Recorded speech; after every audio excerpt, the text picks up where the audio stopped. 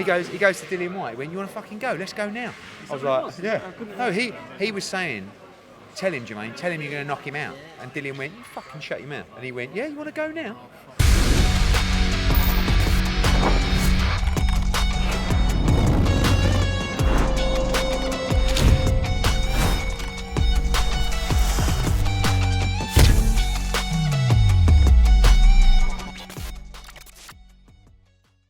Well, press conference is over. It is, of course, Dillian White against Jermaine Franklin this weekend, and the man who's done one or two interviews today, Eddie Hearn, the chairman of Matchroom Sport.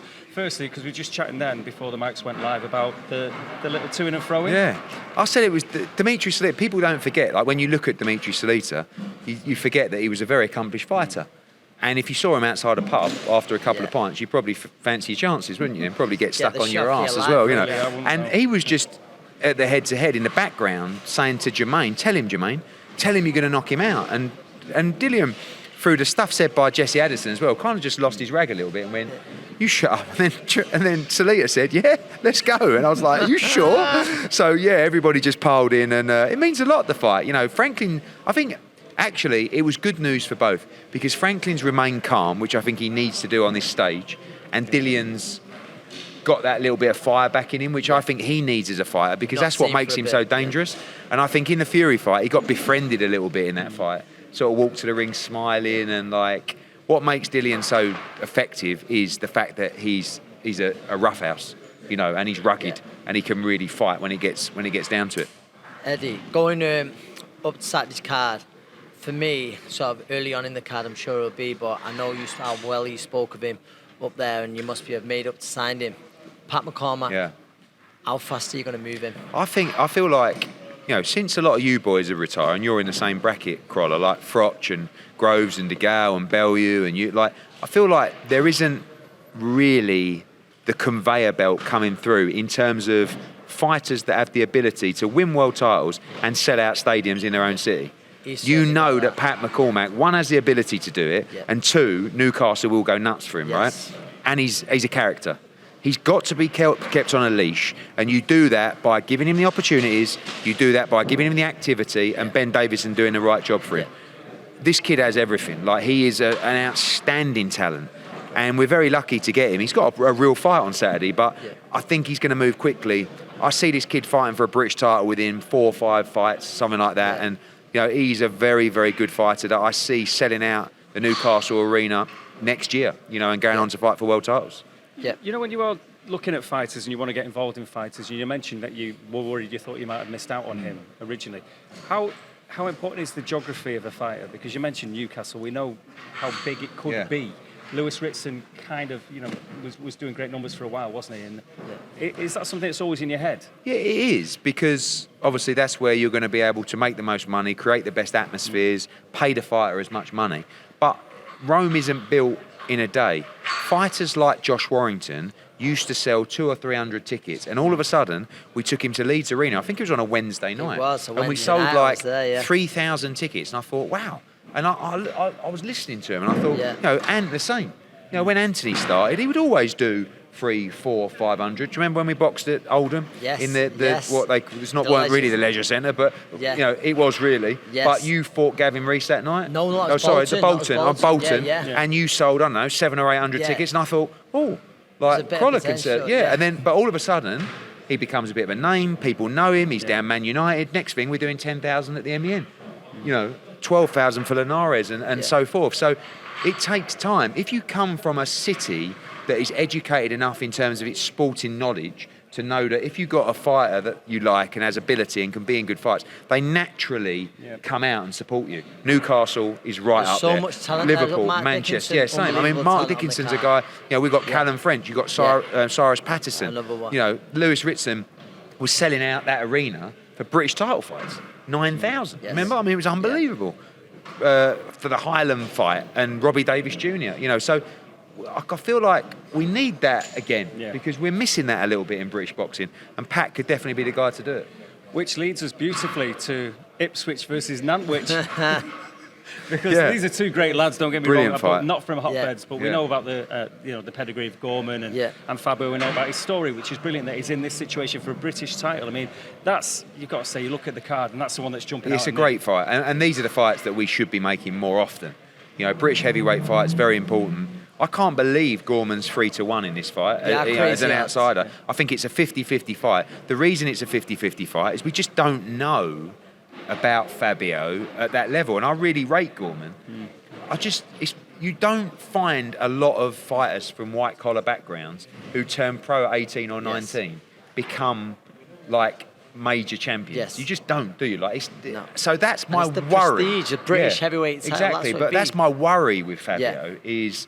Does the experience in Nathan Gorman, does the feet, does the things that come natural to him, are they too much for Fabio? But at the same time, Fabio's full of confidence. He's sharp. He can really punch. And that's why I see this as a complete 50-50 fight, but brilliant matchup. We've got Sandy Ryan on the card as well. How far, I know you spoke well about there, how far do you see her off challenging for world I think titles? the problem is, once you beat Farias and you beat Sanchez, there's nowhere You're else to go. almost there, aren't There's you? still, I mean, Chantel Cameron's a big jump up in class. Yes. But I don't know what else you do. I mean, I could only give her one more before she fights one of those. Is it moving to 147 to fight McCaskill? Is it fighting Chantel Cameron? Does a belt fragment? I don't know. But what I'm so pleased about is, and young fighters should take note about this, she lost in her fourth fight. She really was in a rematch that was kind of career-defining. Now she looks like a different fighter. Like, if you'd have said to me, 5 fights, Sandy Ryan's ready to fight for a world title. She has the composure now and the experience, I think, to be ready to fight for a world title. She just looked like an amateur that was sort of a little bit out of condition before. Now she's like on it. You know, she's physically looks so much different, the way she walks. And that kind of experience is priceless as a fighter. The loss has been a blessing. It has been. It's really, it could have changed her career. I think without the loss, she may have got to 10-0, made the same mistakes, and then just drifted out. You know, she's got hold of herself early, and she's right in the mix of women's boxing. With the women as well, stick with that because there's a lot going on and in and around her division as well, because McCaskill's a name that you mentioned there. I know Terri Harper and Steffi Bull have been looking at that one. I know Natasha Jonas, obviously Anthony sees Natasha quite a lot. Again, there's been lots of backwards and forwards, if you like, in terms of Natasha, Terry and everything. I mean, how do you wrap up that whole situation? I think that beef, if you like, between camps is part and parcel of a big fight. Like, there's been no better beef than the beef between Carl Frampton and Scott Quigg. You remember that well, with Joe and Shane, like, and me and Barry, and like we hated each other. But we also got together to give them a payday and a really important fight for the division. When Natasha Jonas lost to Terri Harper in my backyard, in a very close fight. It was a draw. It was a sorry. I had to get So what? I can't believe I said that. I've been telling myself too many stories. So in the draw in my back garden, very close fight. Everyone thought they won the fight, right? She wanted a rematch.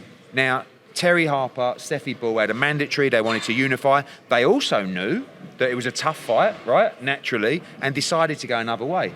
I then got Natasha Jonas, the Katie Taylor fight, instead. Not a bad backup. She did great in that fight. That was a close fight. Katie won the fight.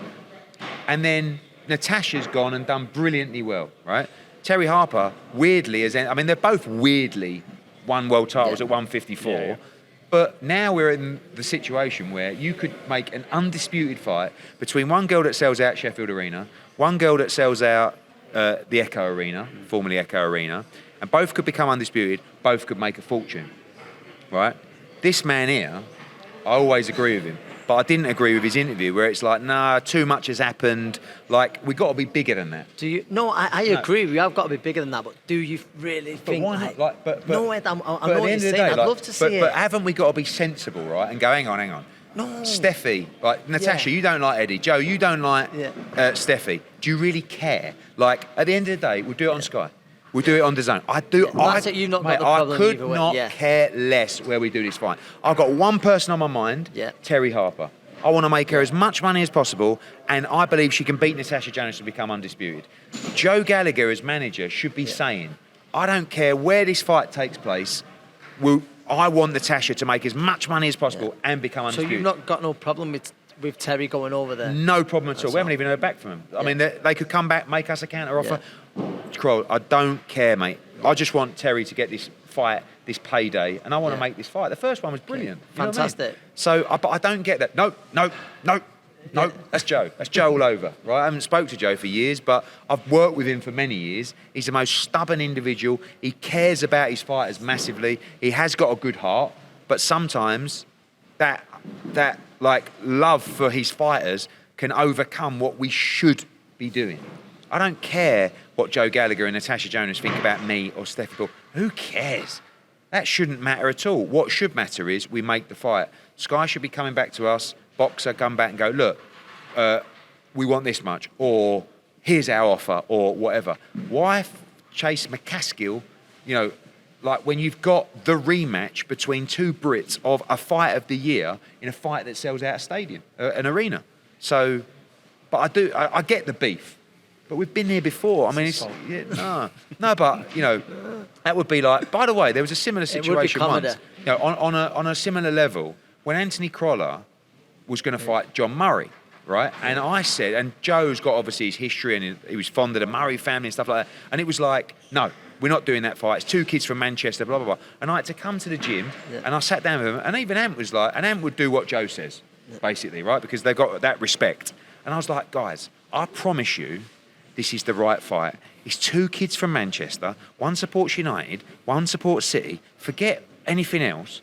Let's make this fight. And that was the fight. Yeah, the coming out fight in a way. But that was the fight that took us to Perez and Barroso and Linares and those kind of fights. So, look, boxing's boxing. But sometimes we just got to sit back and go, it's only a pantomime anyway. I mean, never lost any sleep over Joe. Natasha seems like a lovely woman. Like, just make your money and become undisputed. So, fingers crossed.